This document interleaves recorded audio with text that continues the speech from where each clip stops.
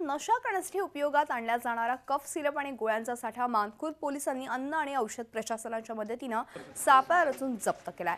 यात एका आरोपीला अटक केली आहे। मानखुर्द पोलिसांना आपल्या बातमीदारामार्फत माहिती मिळाली होती। घाटकोपर मानखुर्द लिंक रोडवर आरोपी बच्छराम प्रजापती हा नशा करण्यासाठी वापरण्यात येणारा कफ सिरप तसंच गोळ्या आणत होता। पोलिसांनी सापळा रचला आणि त्याला अटक केली आहे। यात प्रत्येकी 100 मिलीलीटर रेक्सस कंपनीच्या 1200 बाटल्या आणि अल्को आणि नायट्रेटच्या 16,470 गोळ्या आढळून आल्यात आणि ह्याची किंमत 2 लाखांच्या आसपास आहे। नशेच्या आहारी गेलेल्यांना हेच औषध पाहिजे असतं, यामागे एखादी टोळी आहे का ह्याचा तपास आता मानखुर्द पोलीस करत आहेत।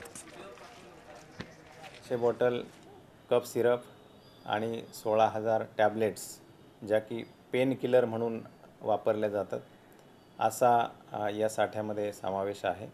आणि ह्या सर्व जी औषधं आहेत ती नशा करण्यासाठी उपयोगात आणण्यात येणार होती।